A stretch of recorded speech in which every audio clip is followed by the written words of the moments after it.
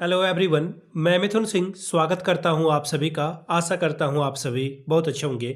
बात करेंगे Vinoba Bhave BEd semester third के प्रीवियस ईयर क्वेश्चन पेपर के बारे में। देखिए, ये पेडागोजी ऑफ इंग्लिश का पेपर है और 2017-19 का क्वेश्चन पेपर। इससे पहले मैंने देखिए 15-17 सेशन का क्वेश्चन पेपर अपलोड कर दिया है, 16-18 का भी अपलोड कर दिया है और ये 17-19 सेशन का क्वेश्चन पेपर अपलोड हो रहा है। आगे बढ़े उससे पहले मैं बता दूं, पिछले 5 साल के जितने भी क्वेश्चन पेपर हैं विनोबा भावे सेमेस्टर थर्ड के, सारे क्वेश्चन पेपर आपको इंग्लिश के या इसके अलावा जो आपका मेथड पेपर नंबर 2 है, वो सारे क्वेश्चन पेपर आपको जो है सिर्फ और सिर्फ 49 में अवेलेबल करा दिया जाएगा। दूसरी बात, 199 में आपको सजेशन प्रोवाइड कर दिया जाएगा।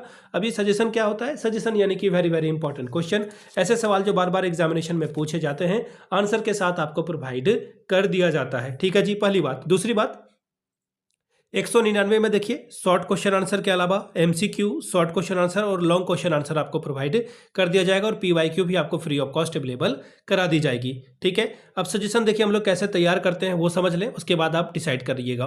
पहली बात, सजेशन बनाने के लिए हम लोग पिछले 10 साल के पीवाईक्यू को ध्यान में रखते हैं।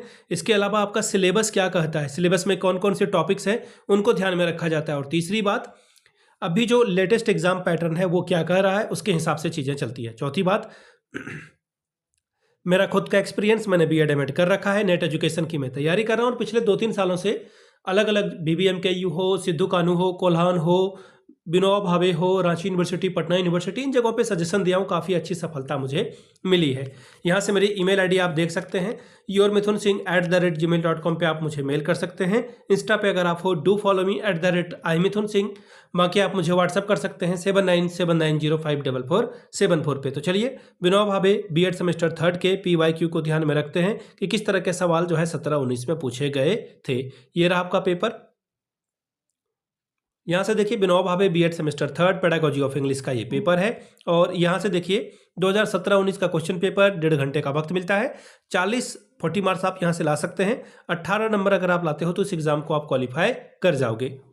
चलिए पहले क्वेश्चन की ओर देखते हैं। ग्रुप नंबर ए कंपलसरी है, सारे सवाल आपको सॉल्व करने हैं। एमसीक्यू कितने पूछे जाएंगे? 5 और हर एक आंसर के लिए, सही आंसर के लिए, करेक्ट आंसर के लिए 2 नंबर आपको रिवॉर्ड के तौर पर मिलेगा।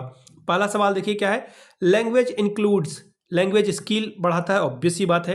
ग्रामर ठीक करता है, सिंटैक्स बिल्कुल, फिर से मैंने आपको कहा ऑल ऑफ दिस इसका सही जवाब हो जाएगा। देखिए 80 से 90% चांसेस होते हैं कि ऑल ऑफ दीज आपका आंसर हो। बीएड एमएड की एग्जामिनेशन की बात कर रहा हूं मैं, सीटेट में ये गलत फहमी मत पाल लेना, नहीं तो फंस जाओगे वहां पे। तो ऑप्शन 4 आपका सही जवाब हो जाएगा।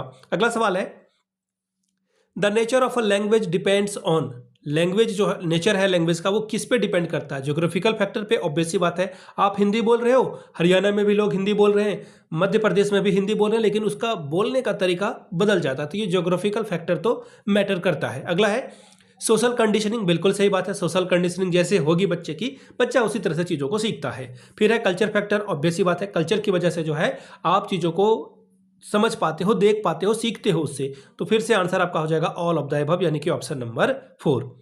अगला सवाल, a child learns better when taught by the medium of, बच्चे को अगर सिखाना है, कुछ समझाना है, तो उसका मीडियम क्या होना चाहिए? इंग्लिश होना चाहिए, हिंदी होना चाहिए, तेलुगु होना चाहिए, कुछ नहीं होना चाहिए, मदर टंग। माँ बाप या फिर आसपास के लोग जो है जिस भाषा में बात कर रहे हैं, खास करके घर का जो वातावरण है जिस लैंग्वेज में है, उसे अगर उसी लैंग्वेज में शिक्षा दी जाएगी, एजुकेशन दिया जाएगा, वो फटाफट सीख पाएगा। Mother tongue is the right answer. अगला सवाल, question number D, the grammar teaching includes, grammar पढ़ाने के लिए किसे इंक्लूड किया जाएगा? प्रिंसिपल को, रूल को, या फिर दोनों को? तो ऑब्वियस सी बात है हम लोग दोनों को फॉलो करेंगे। ऑप्शन 3 आपका सही जवाब हो जाएगा। Pedagogy includes artistic, atheistic, analytic, या फिर ऑल ऑफ दी। देखिए मैंने अभी आपको बताया ना कि 80% चांसेस होते हैं कि ऑल ऑफ द आंसर आपका सही हो जाए, ऑल ऑफ दीज आपका सही जवाब हो जाए। बात करेंगे ग्रुप बी की, शॉर्ट टाइप के सवाल हैं, किन्हीं 2 सवालों का आपको आंसर करना है and you will get 10 marks, 5+5 आपको मिलेगा। पहला सवाल देखिए क्या है, आपको पेडागोजिकल एनालिटिक का एस्पेक्ट्स बताना है कि किस तरह से इसका एस्पेक्ट है। ठीक है, अगला सवाल है, explain the term evolution, evolution का क्या मतलब है, डेफिनेशन के साथ साथ इसका तरीका क्या है, वो कुछ आपको बताना था। छोटा ही आंसर देना था क्योंकि शॉर्ट आंसर है, 5 मार्क्स आपको मिलेगा। अगला है, indicate the need of a teaching skill, teaching skill की क्यों जरूरत है, इसके ऊपर जो है आपको एम्फेसिस करके बताना था। अगला सवाल है, differentiate between print and non print media, किसको आप प्रिंट कर सकते हो, किसे प्रिंट नहीं कर सकते हो, इसका आंसर आपको बताना था। बात करेंगे ग्रुप सी की। लॉन्ग टाइप के सवाल हैं, किन्हीं 2 सवालों का आपको जवाब लिखना था। 10 + 10 20 मार्क्स आपको यहां से मिलेगा। पहला सवाल, indicate the strength and the scope of non print media in educational system. वो आपको बताना है कि स्ट्रेंथ क्या है और इसका स्कोप क्या है, वो आपको बताना था। अगला सवाल, what do you understand by the comprehensive and continuous evolution. ठीक है, सीसीई की बात की जा रही है। ठीक है, सीसीई जो अभी आप सीबीएसई उसे फॉलो कर रहा है, उसके बारे में आपको बताना है। अगला सवाल है, indicate audio aid indicate their usages in English teaching. English teaching में जो है ऑडियो का इस्तेमाल आप कैसे कर सकते हैं, वो आपको वो आपको आंसर करना है। अगला सवाल, question number 9, what do you mean by ICT, discuss its application in the teaching of English. English पढ़ाने के लिए आईसीटी का क्या इस्तेमाल किया जा सकता है, वो बताना था। तो ये था आपका विनोबा भावे का पेपर।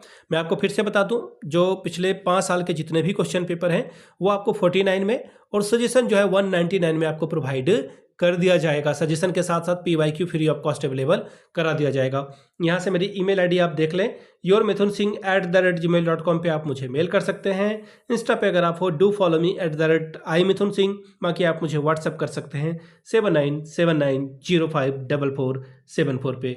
वीडियो को आपने यहाँ तक देखा, प्यार दिया, इसके लिए आप सभी का बहुत बहुत शुक्रिया। Have a good day.